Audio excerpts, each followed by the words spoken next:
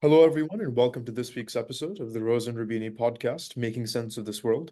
My name is Manas Chavla, and I'm really pleased to be joined by CEO and Head of Research, Brunello Rosa.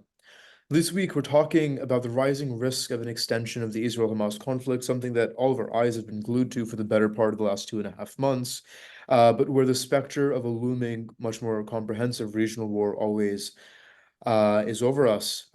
Brunello, can you summarize some of these sort of developments in the Middle East over the last 2 months, and what you see to be the biggest things to watch out for as we go forward? Sure. So we all know that on the 7th of October, there was this terrorist attack by Hamas in Israel. What was labeled as Operation Al-Aqsa Flood. Clearly, that immediately caused a retaliatory action by Israel.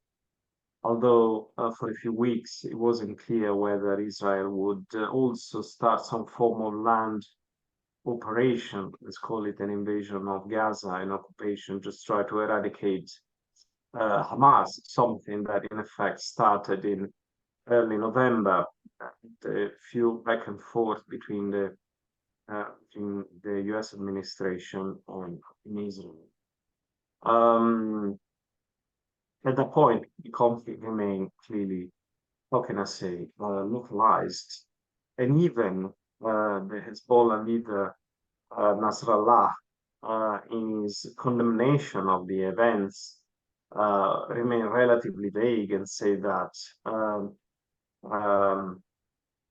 what happened in October was due to Palestinians, so somehow try to keep the Lebanese out of the equation. Subsequently, and we discussed that, there was kind of the attempt by Russia to become a sort of mediator. Somebody, we know that Russia has very strong links with Iran, and Iran finances both Hezbollah and Hamas. So Russia was trying to say something like, guys, if you don't want Iran to be involved into the war, you need to speak with me. But kind of the international community, given what's going on in Ukraine, didn't want to give Russia such a prominent role in the negotiation.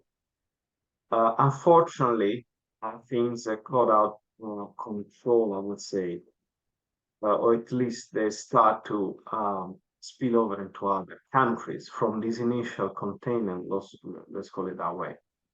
First of all, there was this assassination of Saleh al-Aruri, which is kind of an important figure within Hamas, a sort of deputy political leader, a high figure in the Al-Qassam brigades, sort of right-hand man of Ismail Haniyeh, which is the leader of Hamas. This happened with a sort of surgical strike with the drones in the suburbs of Beirut. And this meant that even if Lebanon didn't want to be involved, somehow it started entering the radar screen. And clearly, Nasrallah at that point had to condemn with much stronger words what happened and said that, if the enemy brings war to to Lebanon, then we will respond forcefully, and the response would be without restraint, without rules, without limits, and without restrictions. So much more incendiary response. Finally, there was another important event, which was the terrorist attack that was claimed by ISIS in Iran, in southern Iran, on occasion of the anniversary of the deaths of Qasem Soleimani. We spoke about him in January 2020 when he was assassinated by an airstrike organized by the US. Soleimani was a key figure in Iran, was considered to be the next um, leader, supreme leader of the nation.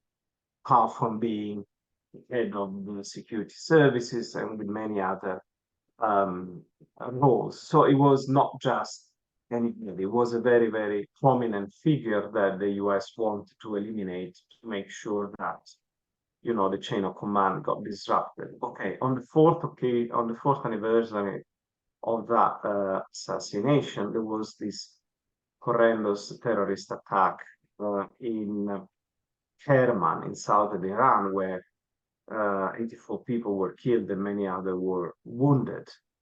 So, you know, you had this initial attack, the response by Israel in Gaza, but then Lebanon got tracked into the radar screen, so was Iran. And just to finish the picture, um, there were many attacks by Iran-backed uh, forces against US assets all across the Middle East, but in particular in Iraq and Syria. And that has commanded a sort of retaliatory airstrikes by both the US and Israeli forces.